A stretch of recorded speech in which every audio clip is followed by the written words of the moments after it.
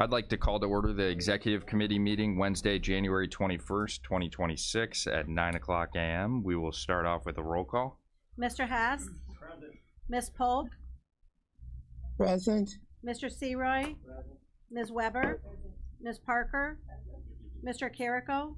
Present. Mr. Featherling? Present. Mr. Kirkstra? Present. Mr. Hunter? Present. Ms. Foster? Present. Mr. Ashcraft? Mr. Alexander Hildebrand? Present. Mr. Long? Present. We do have a quorum. We have a quorum, and then can I have a motion and a second to allow Antonio Carrico in via Zoom? First by Seroy, second by Hess. All those in favor say aye. Aye. All those Aye. opposed, same sign. Motion carries. I don't have anything under public comment, so we'll move on to the approval of the minutes of December 17th, 2025 meeting. Can I have a motion to approve? First by Hunter, second by Kirkstra. There's no discussion on that. We'll do a voice vote. All those in favor say aye. Aye. All those Aye. opposed, same sign. All right, motion carries. Anita will cover legislative when she gets up here. Information systems, we'll have Jason come up to the front for a monthly update.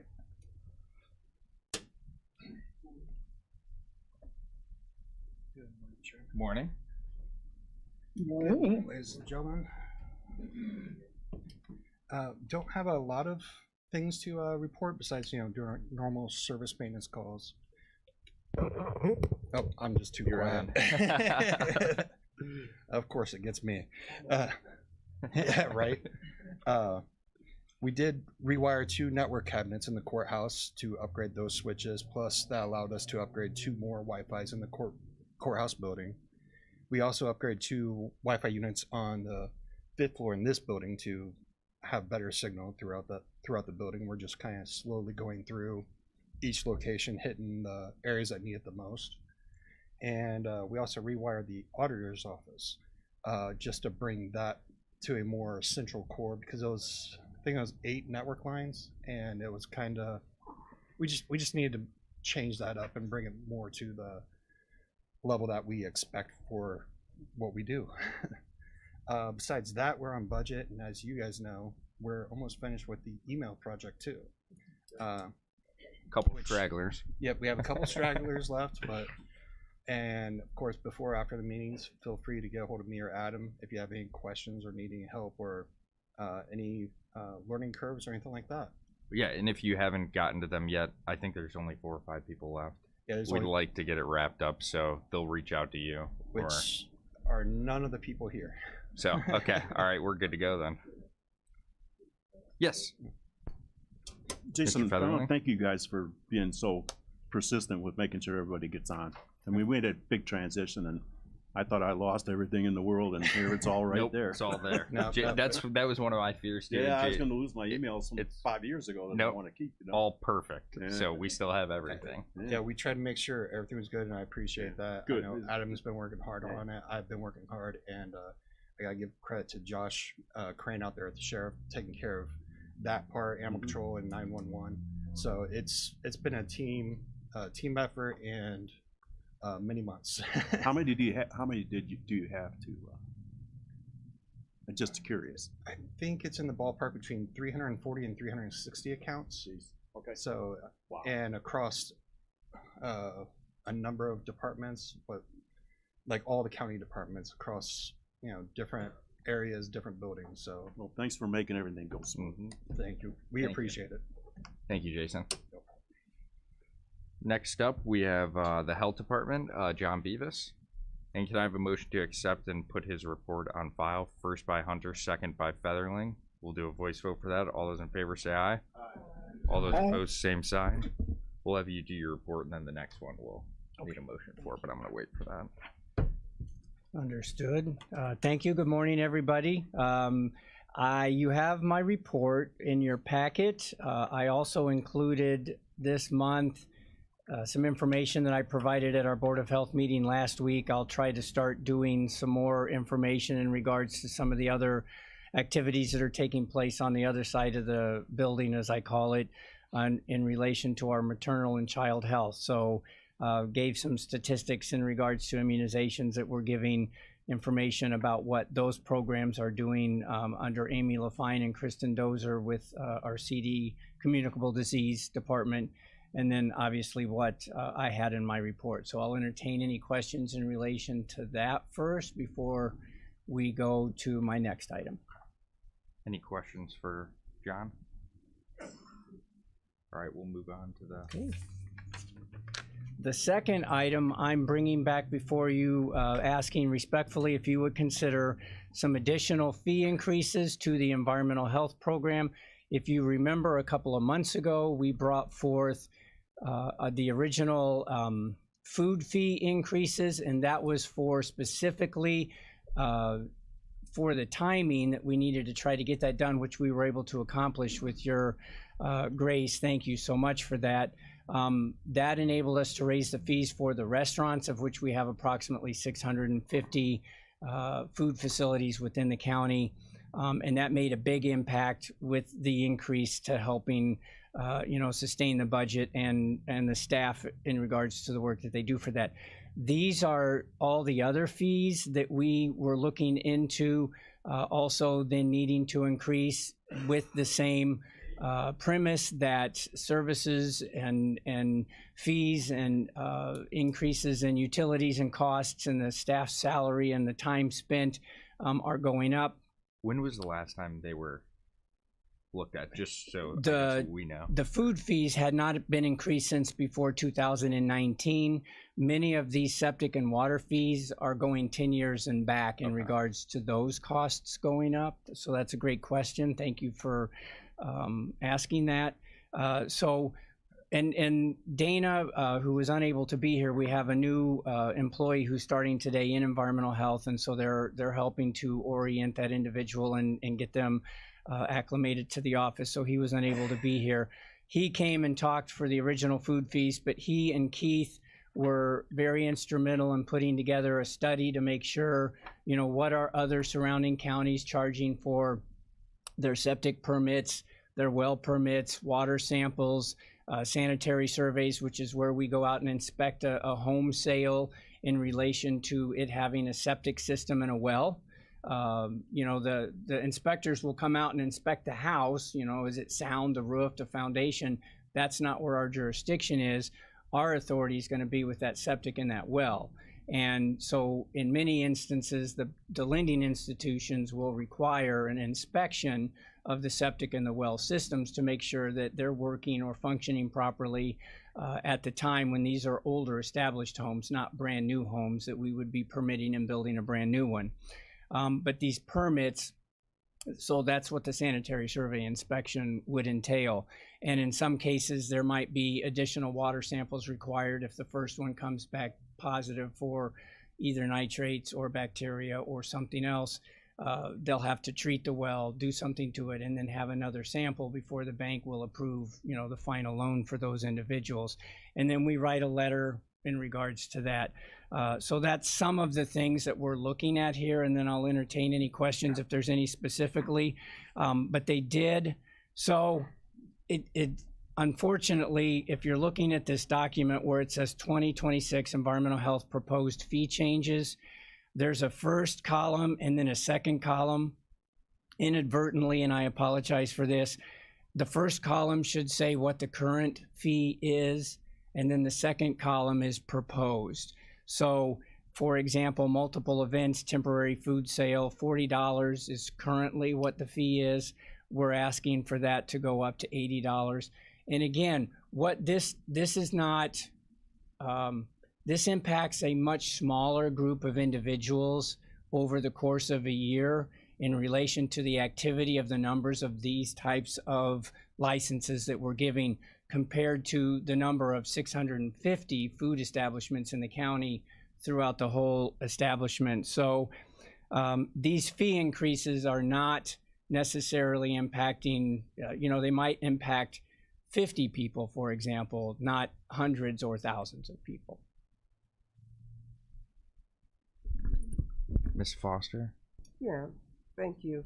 So these, 2026 environmental health proposed fee changes, there's a first column and then a second column is proposed. So for example, multiple events, temporary food sale, $40 is currently what the fee is. We're asking for that to go up to $80. And again, what this is not, this impacts a much smaller group of individuals over the course of a year in relation to the activity of the numbers of these types of licenses that we're giving compared to the number of 650 food establishments in the county throughout the whole establishment. So these fee increases are not necessarily impacting, they might impact 50 people, for example, not hundreds or thousands of people. food sanitation ordinance for temporary food sales. That's like people who are having events at the summer festivals and things like that. Exactly. Okay. The farmer's market, weekend events, the regatta, multiple event licenses we created many years ago. Those are for the individuals.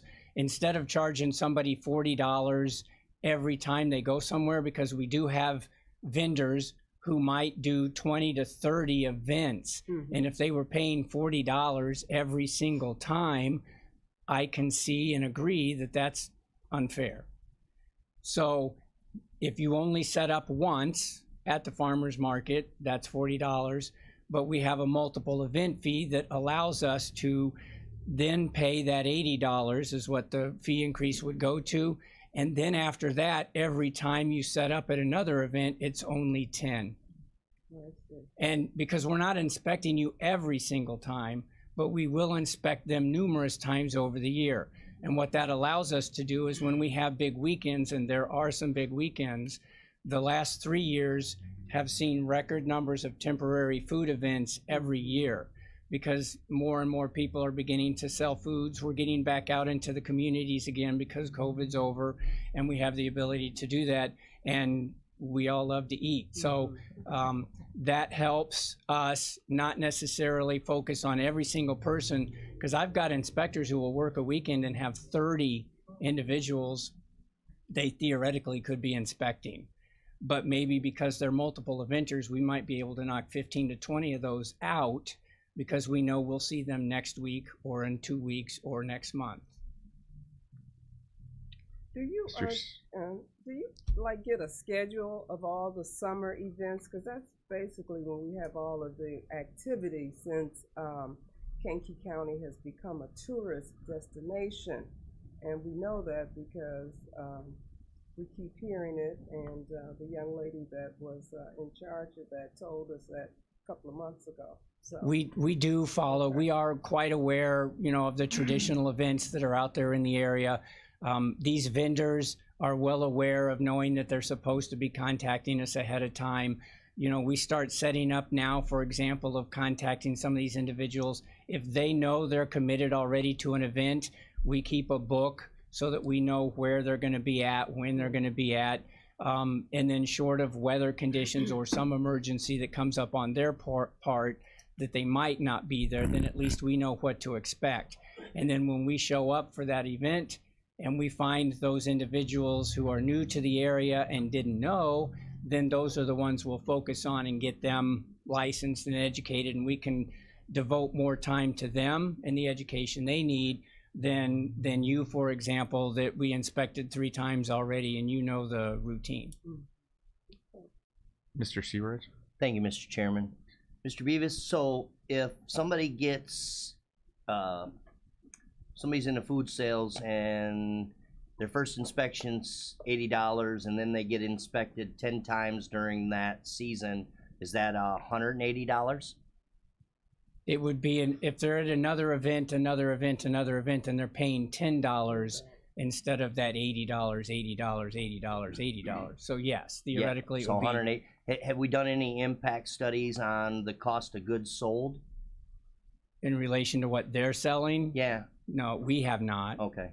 Because I'm assuming if we're raising their fees, they're going to have to raise their fees, their goods. They may. Their costs. From a consumer, myself, when I'm at those events not working, I know that what I pay for that hot dog today is not what I paid for that hot dog 10 years ago, True. regardless of a True. fee increase or not. Right, but that is why the hot dog today is higher than a hot dog 10 years ago, because of all the fees. Sure. Okay. Sure, Thank I you. understood. And I did bring along, just in case that question might come up, and again, not solely the reason, but last week in the Journal, there was a story regarding Wold Heist Farms fire destroys 1 building and a food truck near Grant Park. So they had a small fire that destroyed a greenhouse, their food facility, and a food truck that they had on site. We licensed that food truck. That requires us to send staff out to investigate the extent of the damage. Is this food truck salvageable? Does it need to be replaced? And now if they do have to replace it, they're gonna have to go through the process of licensing, the paperwork, and the time with our staff. Do you think That's that part of what this fee is helping to cover. do you think that facility had insurance? I hope they did. Right. So do you think the insurance would cover the cost of their food trucks and their greenhouse and those types of things? But if the food truck's damaged and they need to get a new one, they're gonna have to go through the plan process, and I don't know if their insurance covers that. Most insurance covers aspect. things on site, you know, and that dynamic of industry has gone up extraordinary. So I'm just, I know it's another wrench in the game, but I'm just trying to figure out how we can make it affordable, you know, without driving costs, you know, to keep people going, you know, because if it's affordable, then more people go, and then you have more, instead of taxing the less to drive costs, then less people go. And it's a small theory, but I'm just, I'm not here to argue about it. I'm just telling you. But Understood. eventually, you drive costs up, and then less people can attend, and then you have less. I don't feel like this is an argument. However, I do need to defend why we would be asking for this. And I know I have 4 staff that salaries go up every year, utility costs go up every year, expenses go up, and our grants are being reduced at a time when things are uncertain. And we look at what surrounding counties are doing, and the fact that we haven't raised these fees in over 10 years already. Now we need to come. Right. So is your staff salaries just based on fees, or do you have any other income? The health department's budget is 70% grant funded. The other 30% comes from the graciousness of the property taxes from the county and fee for services such as septic permits and food fees. If you took the environmental health division out of the health department and put it as a standalone facility, it loses money every year. Correct. Every year. Right. How many Because the grants other- have you lost? We lost, I don't know the exact number of grants that we lost, but last year, this 2025, in relation to that, we did a presentation for the staff in the late fall to demonstrate to them. We lost $1 million total in grant funding. Now, we were able to go out and find some other grants that helped plug the holes, but it did not fulfill that entire amount. So this is where you're trying to. Correct. So this is where we help make up some of those losses in relation to that. And we only have done this really in my experience. I've been here for 39 years. I haven't been I've been administrator for 9, but I worked in environmental health my entire career up until this point. About every 7 years or so, we would come before the board asking to then raise the fees to try to keep up pace. And again, the restaurants are raising that Coca-Cola every year. Every year. doubt. So they're not asking me my advice for Right. that. And I'm not doing this just to spite that. This is to help support the staff to protect the county's health as best we can. Thank you for your explanation. You're welcome. Mr. Hunter or Miss Foster. Okay. Yeah, I appreciate that. I have a sensitive stomach. But I was wondering, this question, you find that a lot of bars now have food. When they get their liquor license, you know, and that's kind of separate and they pay that fee, is there anything on the license that says that they can have food? And maybe that's another tax that we could, It's not another tax. So those fees which you increased a couple of months ago would address that concern. Okay. And so real quick there are 3 categories of food facilities. There's basically, it's easier for me to say it this way. There was a high, medium, and low risk. The high risk facilities are going to be your bigger restaurants such as Denny's, Cracker Barrel, they make food and they have leftovers and then reheat it the next day. So that puts them at a greater risk of having an event. A medium risk is going to be your fast food facilities, Burger King, McDonald's, Hardee's, and places like that. They typically make food to order when you order it, and there's no leftovers. Everything's made that day and given to you, so there's less risk. Your low risk facilities are going to be your gas stations, your convenient marts. It's all mostly grocery store, pre-packaged goods, bars, for example. Now, the bars would, if they only serve alcohol and minor items that are considered non-potentially hazardous, they will be a low risk facility and fall under this category of inspections from the staff. If they decide to upgrade to a food menu of some sort, and then that has non or potentially hazardous foods in addition, then that bumps them up maybe into the medium or the high, because you do have facilities such as a Burgers and Beer, the one in Bourbonnais that I'm losing my Brickstone. They're a high one. It's next to the Jewel. Beef O'Brady. That's it. Thank you. Yeah. Beef O'Brady's, for example. Then they become a higher type of a facility, and that's just a different category of license that they pay for. So when we're inspecting them, we already know what we're walking into. And if they change their menu during the course of the year, they're supposed to let us know that we're either getting rid of so that we can go down a category, or that we want to add so that we can become a bigger category. And that might require them to add sinks, like a 3-compartment sink or a hand sink here or something like that. That's why they're supposed to let us know, because then we have to go in there and make sure, if you were doing it, for example, that you have everything you're supposed to have, that you can't just willy-nilly this and say, I'm going to sell hot dogs today or whatever. Mr. Hunter? Okay.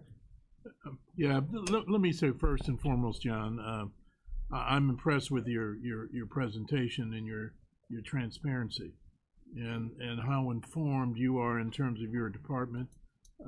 Thank you. 39 years. I mean, that's amazing, and that I say that because the questions been posed to you by Seroy and Foster are germane. You're a teacher. We are teachers as well too. We synthesize the information you get of us, and we can convey that to our constituents, 106,000 people.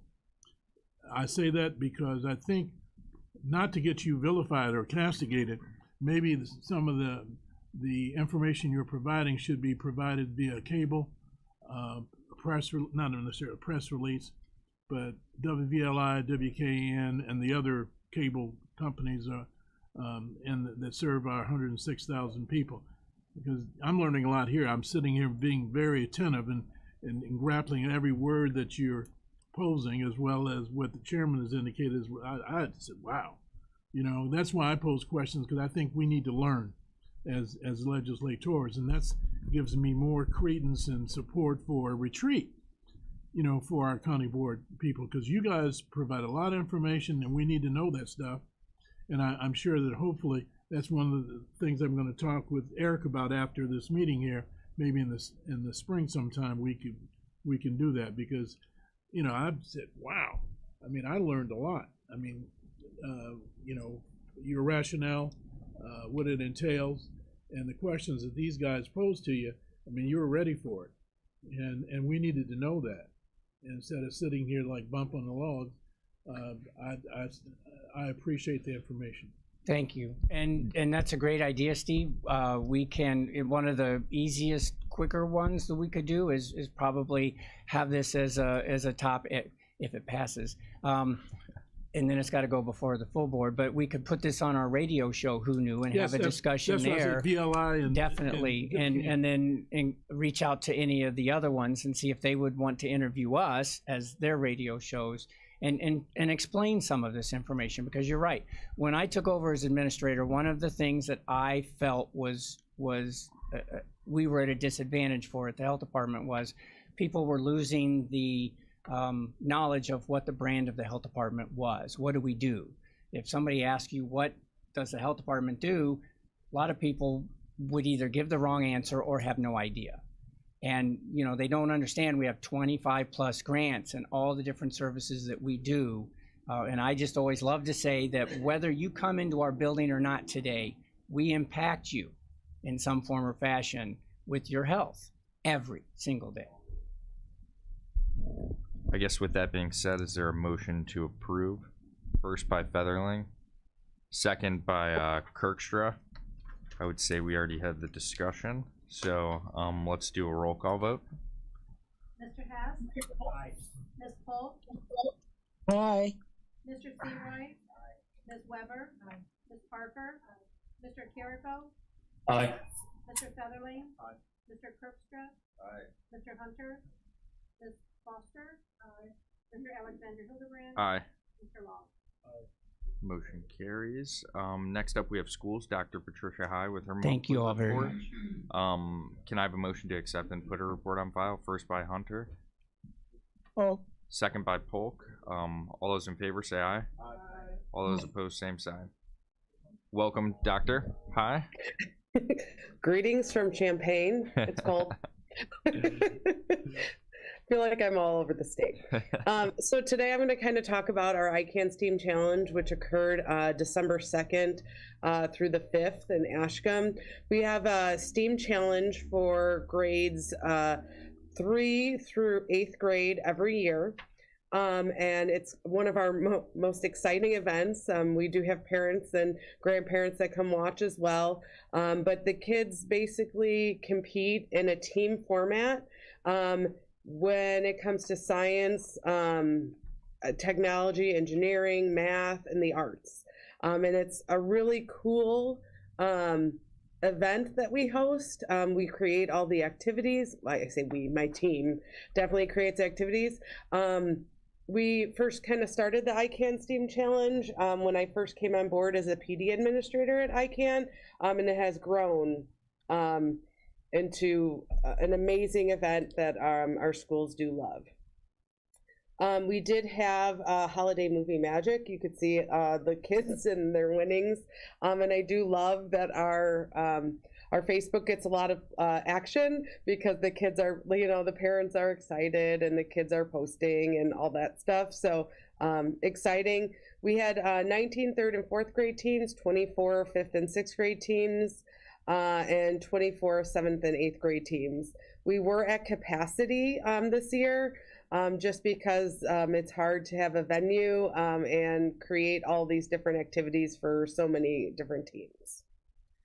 On a happy note, we are also hosting Impossible Science. It's like a huge YouTube thing for kids. It's Jason Latimer. He's a science magician, and he's like well known. Like the kids are watch all the stuff on YouTube. But we are hosting this event on May 4th and 5th for 3rd through 8th grade students.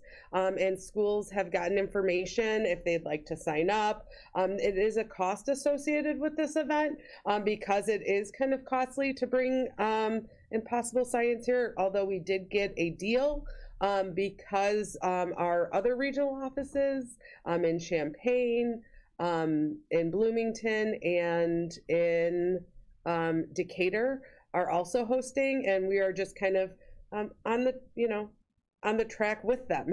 So it's kind of going to be a fun event for our kids, but we are looking for volunteers. So we do have that call out. Everything is posted on our Facebook page. If you'd like to volunteer, please contact Rachel in our office. And like I said, it's going to be a good 2 days in May for our kids to have some fun doing some magical science. So I think that's great. Is there any comments, questions for Dr. High? Mr. Hunter? Thank you very much, Mr. Chairman. Dr. High, a dear friend of mine, Carol Frankie, one of your employees, very dear friend, and she deals with our most important assets are our kids. I mean, I wish I could clone her. She's just simply amazing. Got a proposal now, and something I want to share with you, and I'm sure I'll get your support. Fingers crossed. There's a local author, a motivational speaker, and a role model, and who's going through a bunch of vicissitudes in her life, and now she's going around the country speaking on various issues, teenage pregnancy, values, mores, educational achievement for people, but more importantly for our female students. And I'll give you her name, Johanna Holloway, local girl, Johanna Holloway. And I just recently bought one of her books, or a book. I'm not sure how many books she's written, but I'd like to see her doing something in the entire district. And I kind of mentioned that to Board Member Foster, and she nodded. And we'd like to maybe set up a meeting with you and Johanna, maybe going around to the different schools in the district and talking about, you know, all those subjects I mentioned: teenage pregnancy, educational achievement, responsibilities, and all that kind of stuff that may enhance and motivate some of our female students, and not only females as well too, our male students, in terms of what their responsibilities are. So we'll get back to you on that, and I look forward to sitting down with you and discussing this matter, because this is important, and I'm being redundant when I say that our most important asset are our kids, and you provide oversight and a template for motivating our kids and setting the plate for their potential achievement in life. Thank you. Yeah, I would be more than happy. We collaborate with a lot of different people when it comes to events, because again, we do want to bring things to students and to schools, and this sounds like a great opportunity for our schools and students. So just contact my office. I would love to meet, kind of coordinate some things. And I'll even donate a little bit for it, but everything costs money. Because I was talking to her the other day, and I saw her in the health store, and I said, "Oh, what's up? I saw you in Sedonia, Arizona." She says, "Yeah, I'm going back," and blah blah blah. I said, "What are you doing? Relatively soon?" "Oh, I'm going to Nashville." I said, "They paying you?" She said, "Of course." So everything has a cost. So let's be cognizant of that too. Yeah, and like I said, Impossible Science is costly. I'm covering part of it with a grant, and then part of it the schools it's like a field trip for the kids. We got it solved already. Thank you. Appreciate it. Yeah. Thank you, Dr. Patricia. I guess with that, we'll move on to the VAC. Eric Peterson, or Ms. Foster. Yeah, sorry about that. Sorry, I did not see your hand up. Good morning, Dr. High. I think that's exciting that the kids have gone to this challenge. I don't see any kids from Kankakee schools, but I missed you last month. You weren't here, and I just wanted to know what your comment is on the article that the Journal did that says Kankakee school curriculum needs some help, because I want our kids to learn, and if the curriculum is not in order for them to do that, then we're wasting time. So, what is your response to that? So Kankakee did attend this event. Actually, Kankakee is attending Impossible Science as well. It's kind of all of our schools do participate, which is nice. But in regards to the curriculum and in regards to the article, I think that as we are shifting when it comes to curriculum, schools are constantly changing and looking for ways to reinvent curriculum ideas. And what's interesting is Kankakee 111 went through a curriculum audit earlier this year, and their curriculum director kind of gave a presentation to their school board regarding that. I usually try to read all board minutes for all of our districts, or watch live sessions or attend the board meetings, just so I could be up on what's going on in each school. And they gave a presentation on their curriculum audit and what they're envisioning for the future and enhancing the curriculum. A lot of times we think curriculum as just books, right? But curriculum is not just books. It's kind of it's a pathway to learning. Right. And I think that when we talk about curriculum, we have to use supplementary material, as well as utilizing past knowledge of students. So when it comes down to it, I think when we look at the curriculum, we're not just talking about a purchase of a book. We're talking about a true development of a system for learning, whether it be utilizing supplements, whether it be utilizing some text, but also teachers teaching the content. And so I think that 111 is on their way. That curriculum audit is the first step to looking at what we have and what we can utilize and what we need to enhance. So I think that if you have any specific questions about the curriculum, you could contact their curriculum director. She's very helpful, Dr. Gilbert. But I think they're on the right path, if that makes sense.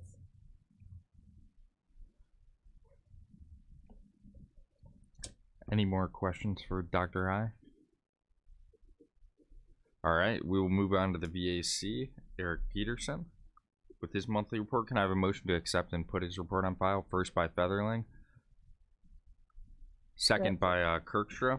We'll do a voice vote on that. All those in favor say aye. Aye. All those opposed, same sign. All right, motion carries. Good morning. Welcome. Good morning, everyone. Thank you very much for having me again here today. As far as our office report is concerned, you'll see it's fairly short and sweet. There are not many new updates. The one thing of note, like I said last month, we had a Christmas tree over at the mall, Northfield Square Mall, with dog tags for presents that were going to veterans in this community, some of which live at the Liberty Lodge and others are on our financial assistance program. And after everything was said and done, all 55 tags had been picked up, purchased to include 2 laptops and a TV. I was going to say, I thought I remembered you saying some expensive Yeah, ones, and you didn't know if they were going to get filled, so that's great. I told the veterans, I don't know if you're going to get them, but ask for whatever it is you need, and this community That's absolutely delivered. So it was just a really, really nice thing to kind of really make us thankful this past holiday season. But I did want to touch on, I believe everybody has a copy of our annual governor's report for 2025. There were a few things that I did want to touch on that I was very proud of to highlight the work that our office has done over the year. So if you're looking at it, I'm on page 2 right now. So a couple of the things that I wanted to touch on. Out of the 102 counties in Illinois, Kankakee County sits in the top 20% in terms of veteran population with 5,741 veterans. In 2025, we were able to provide support to 3,453 veterans, dependents, and survivors. Out of that, 290 were brand new to our office, which was amazing. And all of this results in a total of between monthly and retroactive pay, $3,895,397.03.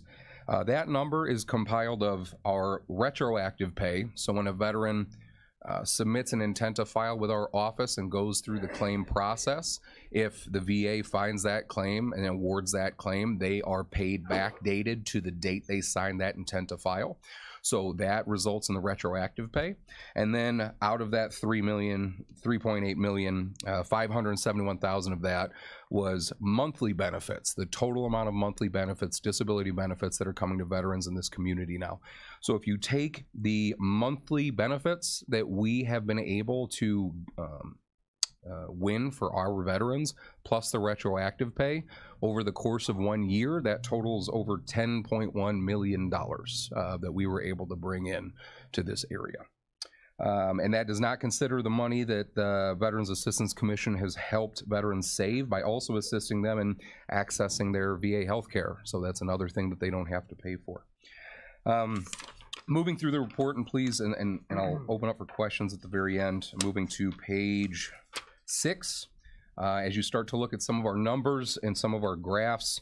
So again, with all the veterans that we've served, we processed over 1,210 forms, And out of that 290 veterans that are brand new to our office, that's an average of about 24 veterans per month, new veterans per month, which is a yearly increase of a total of 32 veterans compared to last year's total of 258. We attribute this both to our outreach efforts and our location being directly down the hall from our community-based outpatient clinic, which we've been able to work very closely with. We broke up everything into the types of assistance we provide, the ethnicity of the veterans that we serve, conflict eras of the veterans that come into our office. Other things that we are very proud of on the homeless veteran front, in 2025, we were able to establish a more secure relationship with Hines VA, so we can have a once-a-month call between us and Hines to make sure that we're identifying all of the homeless veterans that are in our area, to make sure that they're not getting forgotten about and that everybody is tracking them so nothing gets missed.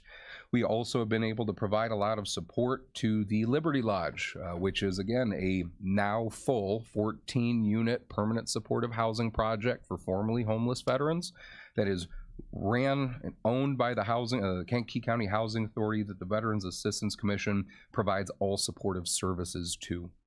In addition to that, the other things that I wanted to make mention of, we also show in here the veterans we serve by residence, so you can see where they're located at.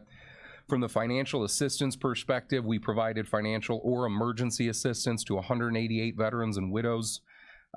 We also partner with a lot of other local service community organizations that work with the veteran financial assistance space, so we don't always have to dig into our financial assistance program. Now, our financial assistance numbers have decreased in recent years. We attribute this to the positive trend of the success of our veteran service officers. If you guys remember from last year's annual report, there were several veterans that we were able to get off of our financial assistance program because we were able to get them their disability benefits, so they no longer needed to be on our financial assistance program. In addition to that, in February of 2025, we expanded eligibility for our financial assistance program from 150% to 200% of the federal poverty level, along with increased amounts.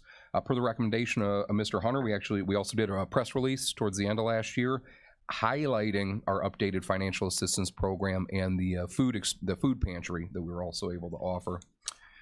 And now I'll take you to page 15. Again, as far as partnerships were concerned, food scarcity. So we were able to develop that relationship I had mentioned with Farm to Veteran, an organization out of Manhattan, Illinois, that has been providing beef and produce to 2 locations in Kankakee County now, the Veterans Assistance Commission and also the Liberty Lodge, and they donated freezers for both locations, and they're able to stock those on a fairly routine basis. So far, our interactions with them have been great and fairly consistent, so we're able to provide veterans and their dependents in our areas with nutrient-dense, quality food from a local farm. In addition to that, in 2025, I reached out to Hines VA to get some more assistance on the behavioral health side. There are a lot of barriers for veterans to get care in rural areas, and because of that and some of the issues that I saw, I asked the director of Hines Hospital if they could dedicate a team to our area. So when we identify veterans that are struggling, that need help right now, I don't have to direct them to some 1-800 number. I can call a person and talk to them and make sure that I know that there's a bed available for this veteran at Hines VA Hospital. Hines was extremely receptive. They created an email with the chief of their mental health service line, a chief nurse, outpatient nurse manager, inpatient nurse manager, and are really providing us that support and communication, which we appreciate because ultimately that's resulting in better care for the veterans that we're serving. Outside of that, on page 16, just to kind of give a little kudos to all of the organizations that have really stepped up with the Liberty Lodge. We have Uplifted Care that provides a chaplain for weekly pastoral care. Hines VA provides their homeless veteran outreach case manager. Thresholds provides mental health counselors and social workers. Midwest Shelters for Homeless Veterans provides hygiene and toiletry items on a regular basis. In addition to Farm to Veteran, Let's Catch Up, also a local nonprofit that works on food scarcity, but for school districts. They've also helped us out with some bags from the bags of food from the Northern Illinois Food Bank. And then we've had more local businesses and organizations that I could name that have all stepped up to provide warm meals, furniture, artwork, and a lot more. So it's truly been a community effort out there, and the veterans at the lodge really recognize that, and it's a great thing to see because they are also taking pride in that building. And due to that, we had the opportunity to welcome Director Terry Prince from the Illinois Department of Veteran Affairs and Chief Christine Haley from the Office to Prevent and End Homelessness over to the Liberty Lodge and just kind of brag about our county and show them, hey, this is what Kankakee County's doing to step up for our homeless veterans. So it's just another thing that I was very proud to be able to do. But other than that, those were the main things that I wanted to touch on with this report. And with that, I am open to any questions. I would just say, we appreciate your hard work. Obviously, since you've taken over, I think you're a fantastic fit. You fit like a glove. You care about the people of Kankakee County, and I appreciate it. We appreciate you because there's been a big, obviously, turn in support here, and I mean, this report's fantastic. I'm sure everyone would echo that here, and like I said, I'm going to say it again. We appreciate you. So I really sincerely appreciate all the support. I feel like I'm painfully aware of my own ignorance. So any positive kudos I get, thank you very much. But again, I cannot take sole credit for that. We have a fantastic team that is very good at what they do, and we live in a county that is extremely good at supporting its veteran community. So the opportunity to brag about it is something I look forward to. So thank you guys. Thank you. Anything else from anyone? Miss Foster? Yeah, you have did a fantastic job, Eric. Thank you. And the numbers out of Pembroke, 81, that's a good number. And I just want to remind you that Jim Rowe has an office that he has converted. So anytime you need to meet up with a veteran, that place is there for you, and you can do counseling there or a meeting group or whatever. So Paula Stampley is the coordinator person that runs that office.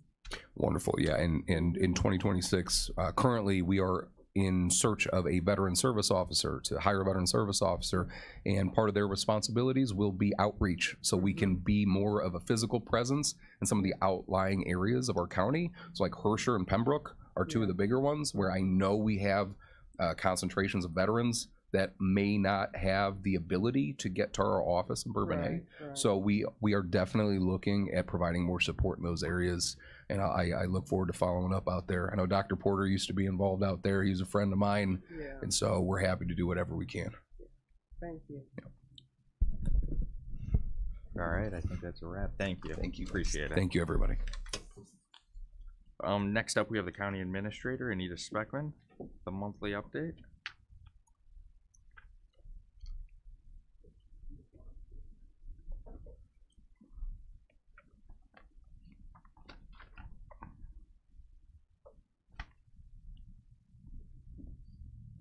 Welcome.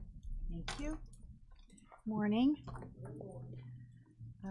In terms of job openings and the HR side of things, hiring side of things, we really are at full employment in the county for county positions. We have, I was going to say 8 openings because that's what we had when I walked in the door. And then I found out from John Beavis that 2 were filled on Friday out from Public Health. So we're down to 6 openings, of which 4 are not county related, not county led. 1 in the state's attorney's office, 1 at the VAC, and 2 at the Public Health Department. So in terms of the county proper, there's 2 openings. Is that a record? Since I've been here, yeah. Yes, and it's actually been quite consistent over the last several months, really. We are scheduled for a new hire orientation tomorrow, which takes place in this room where we show our new employees. We go through the policy procedure manual, explain the hierarchy of where their guidance comes from in terms of the county's policy or their union contract, et cetera. We touch on IMRF, the pension plan, risk management in terms of what happens when they have a work comp claim forbid. And then we spend time, we show the employee benefits video for the year, which I don't know if any of you have ever watched that, but we switched to that process where we have an automated process every year for open enrollment and new higher enrollment in our benefits. It's about a 22-minute video so that everyone can watch it in their own time instead of having my predecessor go to several meetings where people are trying to write down notes. Everything is on a video. There is an open enrollment guide that is produced that's available on the website. Any supporting documents are available on the website.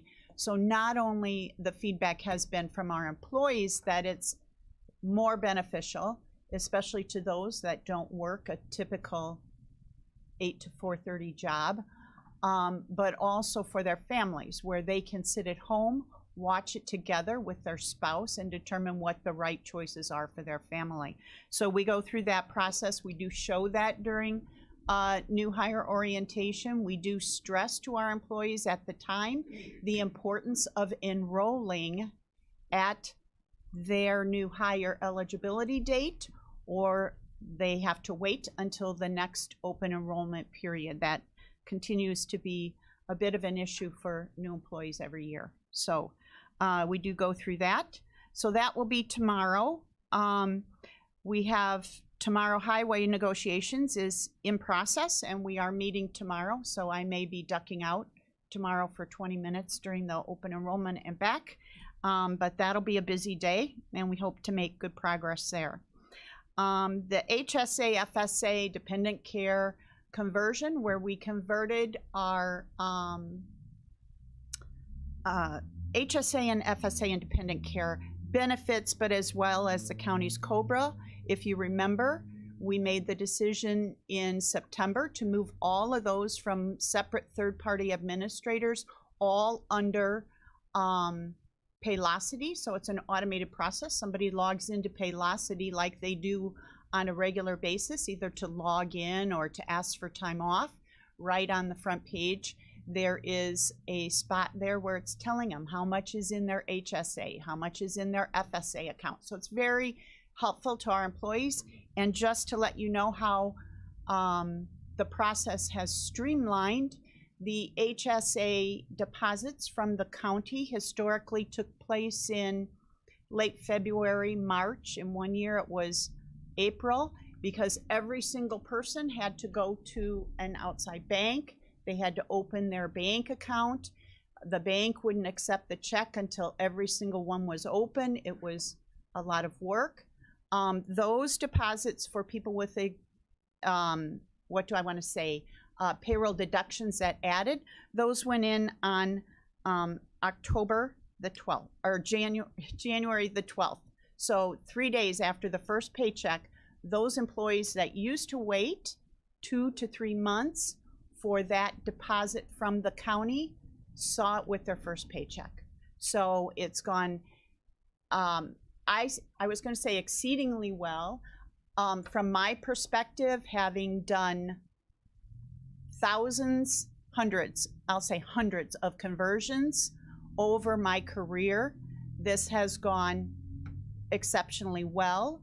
There are hiccups, there are frustrations with our employees because it's different, it looks different, it handles different. There are things that we've had to fix along the way, debugging, pretty standard with any conversion, but I'm extremely happy with the process overall. In terms of savings to the county, when we partner this, this conversion of these modules with the reduction, the contract that we signed with Paylocity for a 4-year contract, at this point, I'm trying to estimate low, but it looks about a $25,000 savings in year 1. So, and I'm estimating low right now because I'm not quite sure how these fees on these new modules are going to come in. It depends on enrollment, but it is certainly worth the transition, both for me in savings to the county, but also the benefits to our employees. Let's see, the other thing that is in process is implementation on the no tax on overtime, which sounds terrific when someone signs a bill. But just so you're aware of what goes into that behind the scenes, the IRS extended their regulations related to that no tax on overtime. They issued their guidance on November the 25th. That benefit, that reduction of taxes, was retroactive to January 1st, 2025. So the IRS released their regulations on their guidance on November the 25th, and Paylocity gave us their implementation guidance on December the 30th. So our first paycheck was January the 9th. You can imagine what things were like on the 5th floor that week. Not great. We're working through it. It is different than what it sounds on the radio, only because think about no tax on overtime, and it's for the first $12,500 of someone who's single, $25,000 of someone who claims married, right? So how do you know what somebody's claiming? How do we know? We don't know when we're calculating someone's paycheck. We don't know how they file their taxes. So when someone receives their paycheck, we're taxing based on the tax tables of what they've claimed. They get that in a refund or as a reduction of their taxes at year end when they file their taxes. So our employees who thought they were going to get a bigger paycheck throughout the year aren't going to see that. They're going to see that when they file their taxes. But starting in 2026, there's a required field on W-2s to tell what overtime hours are eligible for that. So determining what those overtime hours are takes some work, and we had to going through a lot of the codes, the earnings codes and the overtime codes in Paylocity, and having to either code them as eligible for this or ineligible, depending on how it is, based on the regulations. And then that number will be on the 2026 W-2 in, I think it's 14 something. 14 TT, maybe, is that it? It's a box that's listed on your W-2. What did I just say? It's effective 2025. Yes. So there is no box on the 2025 W-2. What we've explained to our employees is they need to take their W-2 to their accountant, whoever does their taxes, to retroactively calculate what that number is. So anyway, that's a small thing that we're working on. So that's kind of what goes on.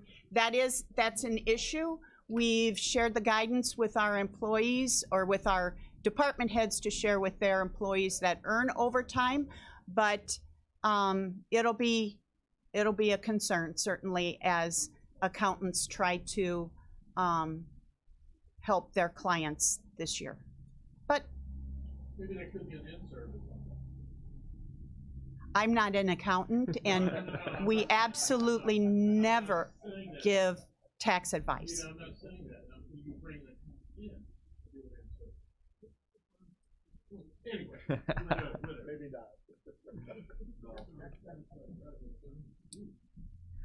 not. Okay, so other than that, I did just want to mention that in 2025, Sheriff mentioned there are 800 FOIAs or whatever. We had 77 upstairs in administration, and 50 employees that were on FMLA during the year. and some employees have more than one. People go through periods where they're very healthy and then other periods where they're not. So 50 employees had FMLA, some multiple instances. So those are some of the things we handled during the year. Okay, and then lastly, legislative notes. As I'm sure you're probably aware, the General Assembly is currently in session, working on essentially, primarily from what the information I've received, $2.2 billion budget shortfall and how to meet that with additional fees, fines, taxes. So we will be watching that as it moves forward for what happens. The other key thing I was made aware of course, the Bears' request for a new stadium, which will not impact Kankakee County, I wouldn't think, but maybe, Put them on the river. maybe. Mr. Featherling has a question. Yes. Anita, how much time do you think you spend on FOIAs? Just to take a wild guess. It's Somebody- really Joanne. And, Joanne, I mean, sorry. and then when Joanne, I just want to say, when Joanne goes on vacation, like we get 3 or 4 in a week. Yeah. But Always turns out that way. my question Always is, turns out that way. my question is, it's the people that complain about their taxes that are FOIA requesting everything, and they don't realize it's costing us 50, 60, 80 grand a year to fill all those FOIAs. There needs to be, maybe the state could look at charging a fee or something for, you know, when you request one. You'd think, but I will, It should be a $5 fee or some kind of filing fee for that, you know. in terms of time, remember this, while we get all the FOIAs and respond to the FOIAs, it's really every department that is doing the work. We get a FOIA, we're going to determine what department it applies to, send it to Dell most of the time. He's the one that gets most of them. Or the recorder, and then get the response, put it in the format, and then respond accordingly. So it really is everybody that's involved, and I can't even begin to. Okay. It just depends. Like I said, you'll get a week where there's 4 and it's really involved and very long. You know, I want the one I had one week was every email going back to the start of time for every employee in the county that had like 4 different words in it that are just normal words. I mean, to try to search that and work with IT is another one. Jason is another one that we work with quite a bit because people are looking for emails a lot. So it is a lot of combination of time, but it's everyone is working on it all. Mm-hmm. correct. Alright. Time is money. The ones that are really affected is the sheriff's department request. I think they had like 800. Is that? I think it was 6 or 7, but a lot yeah. of requests. So, one more thing, maybe jumping your gun, but talk about Tyler a little bit.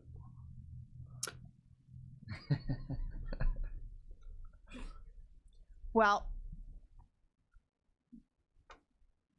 I was asked to assist with the Tyler projects, how they're going.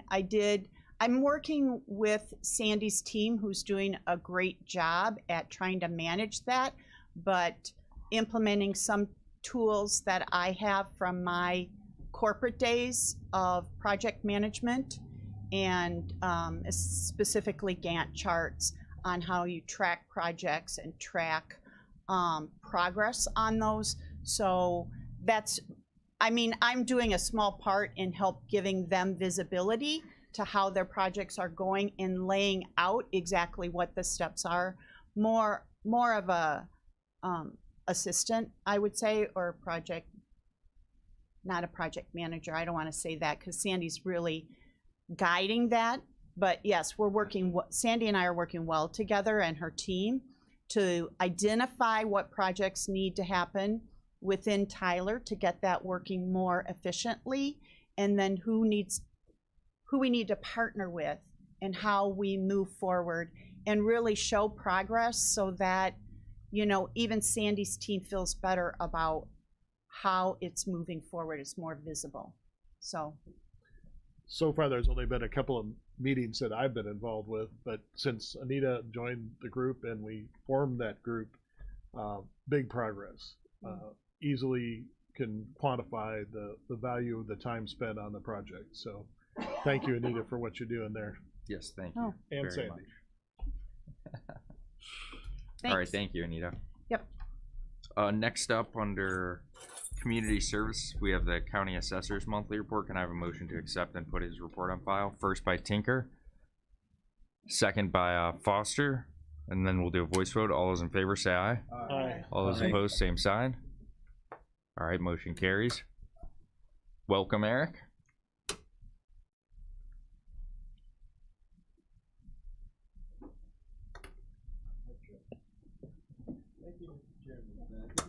Buddy. Just wanted to update you on some things that have occurred since we last spoke, and I think the last time I reported here was December 17th, right after we had the last of our final hearings for Board of Review. So since then, I did verify whether or not we needed equalization at the Board of Review level. I think last month I mentioned that usually we get somewhere between 4 and 5 million in reduction, which is not something that would alarm me. When I tabulated the total reduction this year, it was 3,611,000. So we actually came in a little short of 4 million. I was pretty happy with that. So I knew right away that we could go ahead and adjourn the Board of Review on December 19th, and we did that. I also turned over the reports to the county clerk on that day on December 19th, sort of closing out, in a certain way, closing out the year, but certain ways not, because I still have to communicate some things with the Department of Revenue, and I'll get to that in just a second. So we turned those things over to the county clerk on December 19th. Then I rolled the DevNet system forward to 2026 on January 7th.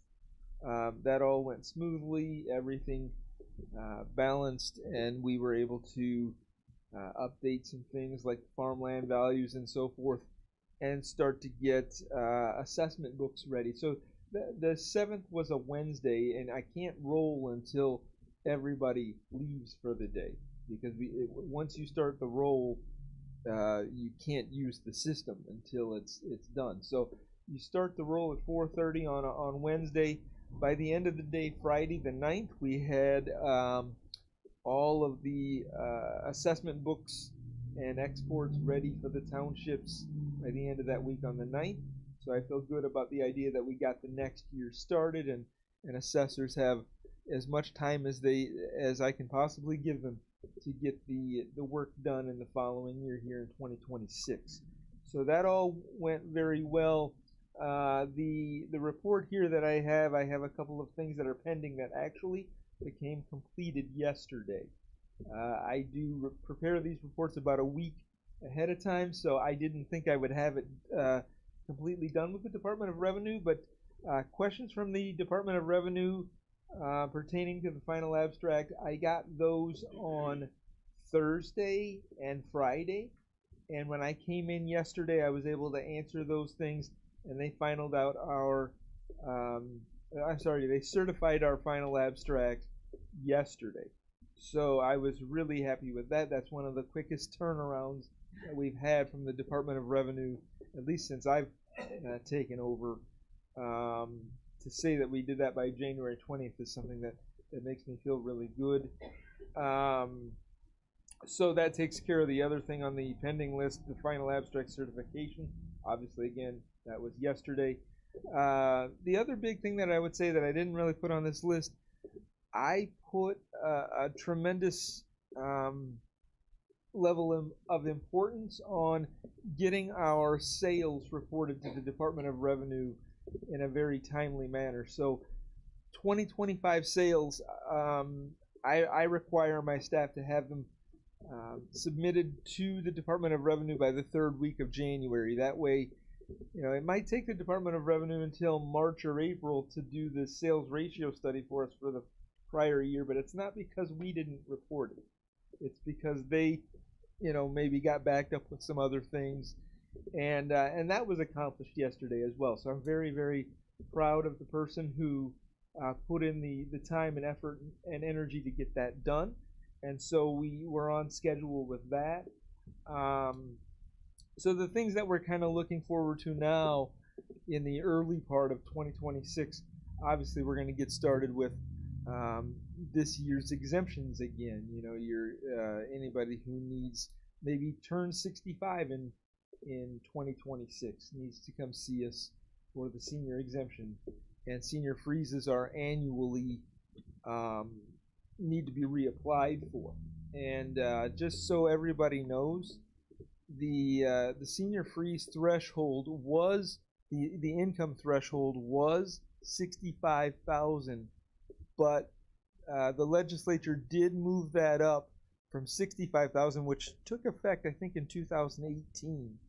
They moved it up to 75,000 in 2026. It's going to be 77,000 in 2027 and 79,000 in 2028 and thereafter, until the legislature then intervenes again and maybe increases that number at some point in the future. So we will be taking a lot of senior freezes, a lot of senior exemptions, a lot of disabled persons exemptions and so forth here throughout the year, but it really starts in the early part of the year here. And so with that, I'll open the floor to questions.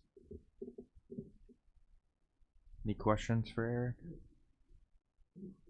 Yep, wealth of knowledge for sure, definitely. So thank you for everything you do, Eric. Have a great day, folks. Thanks a lot. Next up, we have the Absolutely.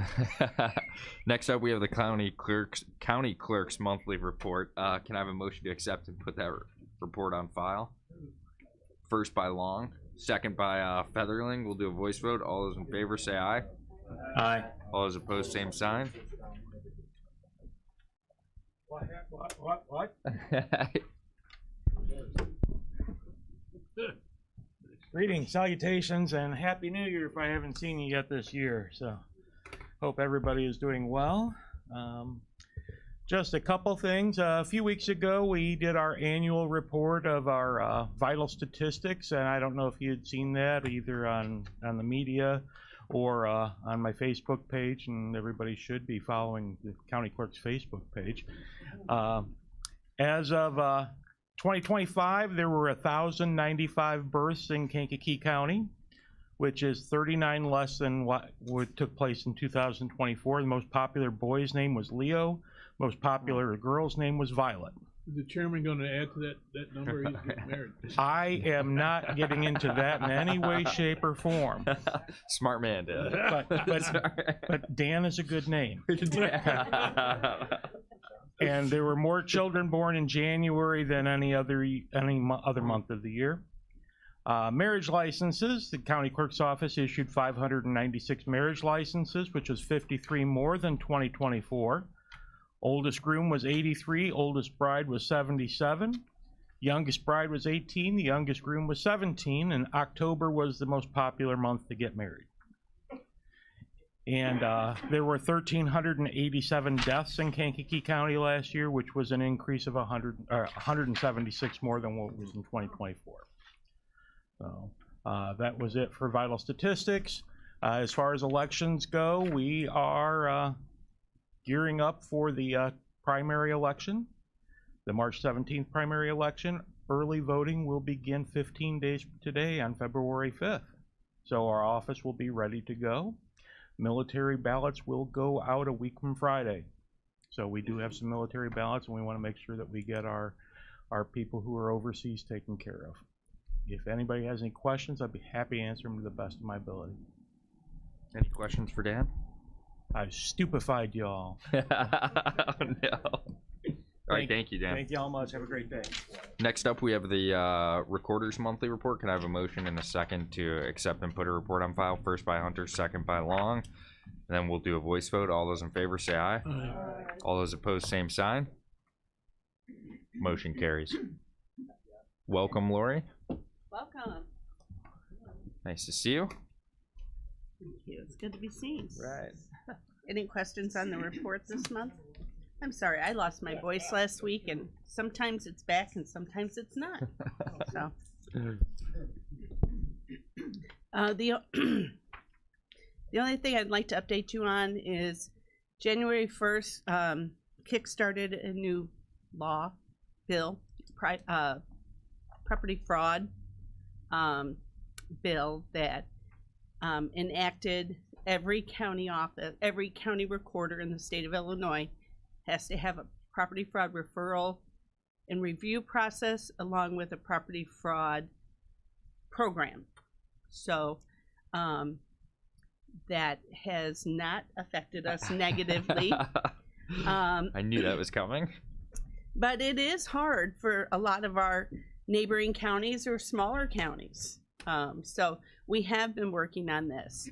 We have read through the legislation, and I was fortunate to have our state's attorney actually attend a conference in November and help school my peers on pros and cons of this legislation and what we can do moving forward. So at my last conference last week, we began the process where we're going to be taking the legislation and suggesting some trailer bill accommodations to be fair and equitable to every county, because it's not. And there's some really unreasonable facets in this bill that don't make sense at all. So that's the next thing we're going to be working on. But Kankakee is in compliance, just so you know, because we have been since 2017. And I'm sure, I don't know if you've seen the headline, I think it was a week ago, there was a situation where a senior citizen was a victim of property fraud, I'm sorry, not alert. And it was not because of my alert program, because he didn't even know about it. He lives in another state. And it was, the process was, a family member was paying attention, came into our office and got the information they needed to see what was going on. And then they called us. And of course, then we began with them, working with them to get this resolved. And this is my very first case in all these years that has gotten this far. And it is the efforts of the state's attorney's office, the Kankakee City Police Department. Detective Williams is amazing. I will say that nonstop to work with, and his energy towards correcting this issue is huge. We need like 10 of him in the county, and it would be great. And then just getting, working towards a solution so that our property owners feel safe and secure, not only in their home, but for their home. So we're really excited about that. Yeah. We're not done yet. Still has some legalese to go through, but we're getting there. Justice is not fast, but it does happen. Thank you for that. I appreciate your property, obviously your property fraud program, because people need to, you know, obviously if they own the property, they shouldn't be subject to fraud. So. Right. So we are out there. I'm going to Triad today to talk about it. And again, we're kicking off the new year with our mobile senior fairs again, and different events, and just talking about it and getting people signed up. Any questions for Lori? Yes, good job. Thank you. It's a good feeling. Have a great day. All right, have a good day. Bye-bye. Lastly, we have, well, before appointments, we have Tinker Parker with an AWAC update. Yes, we do. I feel the need to approach the bench, Mr. Chairman. Come on up. Are you sure? Yes, absolutely. Thank you. Oh, I gotta push myself out. My feet don't reach out.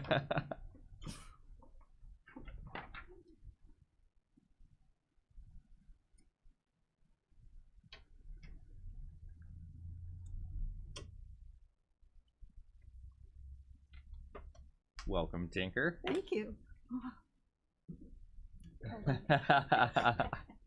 gotta get scooted in here. Thank you, Mr. Chairman. I wanted to be up here where I can see your faces because I want to see your reaction. Well, first, we met last Wednesday, our AWAC committee, and we had 99% of our committee there for our 2026 planning for the year. We're still interested in doing the animal welfare event that State's Attorney Jim Rowe wanted to do a few years ago. We're working on that. We feel the education to the public is extremely important of what we do, what the county does, animal control, as well as the services that are offered throughout our county from other agencies. So we're working on that. We did update our mission statement to take out reporting to community services, and I'll have a copy of that to you very soon. But there is something very important that I have been in the back of my mind wanting to do, and I presented it to our committee. And we all know that animal abuse is one of the most horrific crimes ever, outside of child abuse. And I wanted to have our committee consider us working towards a database that lists all convicted animal abusers. There were two bills. One was signed, both of them were signed in Florida. One was called the Bill 150 Troopers Law, and that is having an animal that is abandoned during a disaster. It is a felony with up to 5 years in jail and a $10,000 fine, which is fine. Another was for insufficient food and shelter for animals, which I am proud to say that we worked with the State's Attorney's Office and Animal Control back in 2019, that we were able to pass that ordinance of actually fining and or penalizing an owner that does just that, not providing food or shelter. But what really reached me in doing some research on this was there was a bill signed by Governor DeSantis in Florida, referred to as Doctor's Law.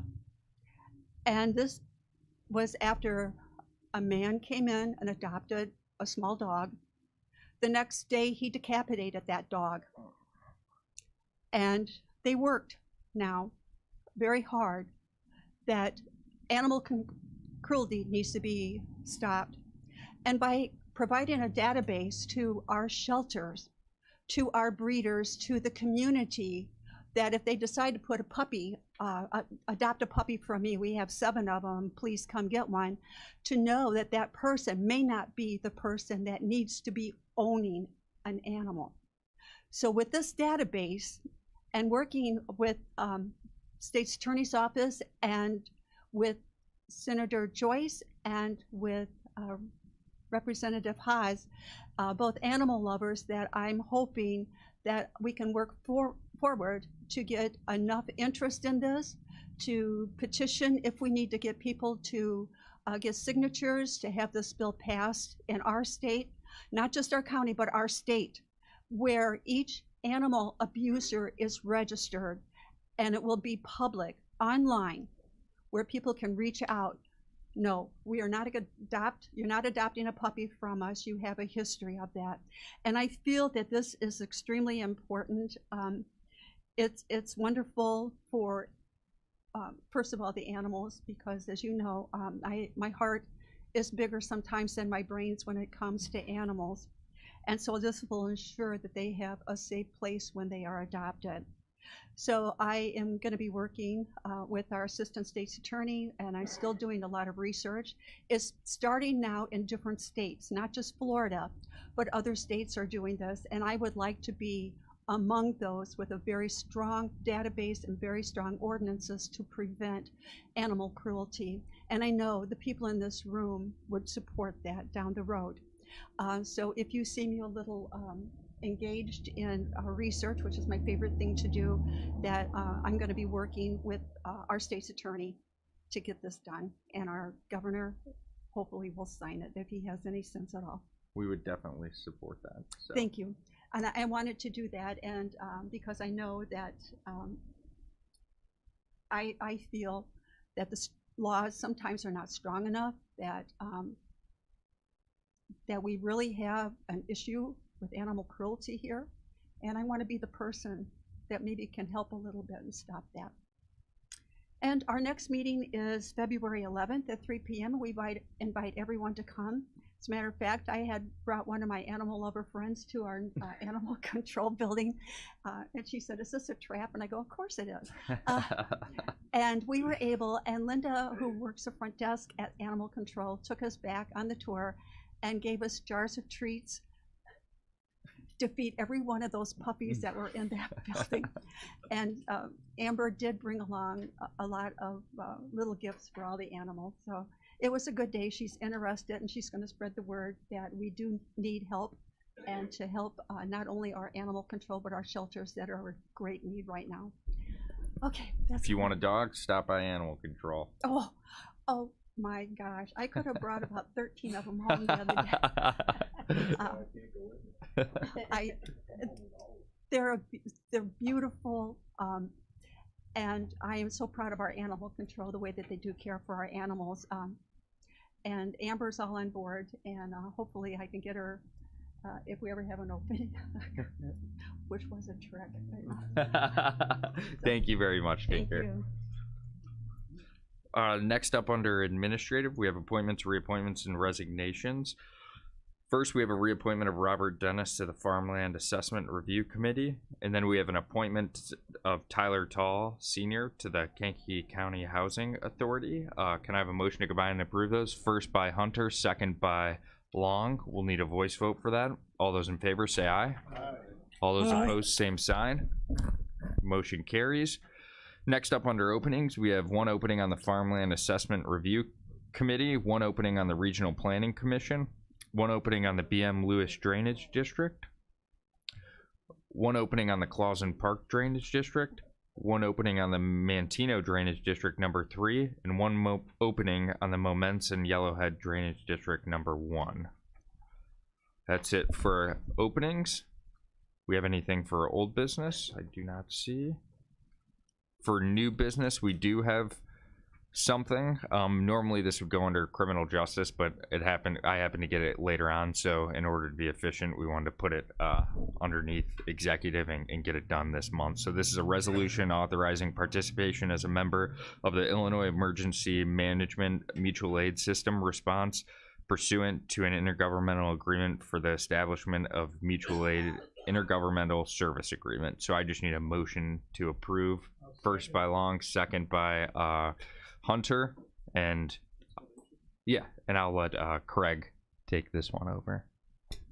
So this is something that an agreement that we've been doing since I was at the Emergency Management Department many years ago.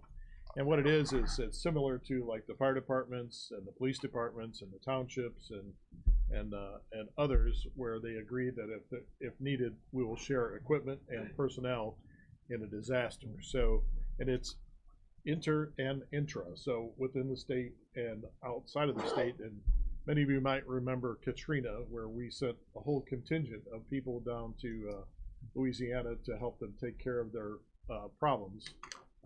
It kind of works with if they get overwhelmed, if the event goes on for many days, that they can supplant people with others that are fresh to manage those situations. So it's a good thing for us to be a part of.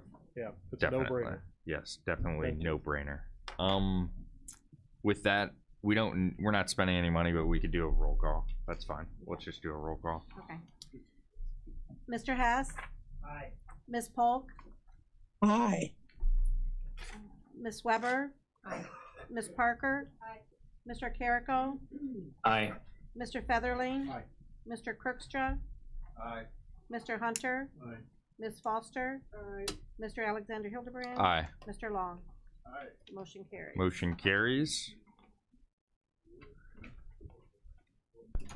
Make a motion to adjourn. A motion to adjourn by Roger. Second. Second by Kirkstra. We'll do a voice vote. All those in favor say aye. Aye. All those opposed, same sign. All right, motion carries. Meeting is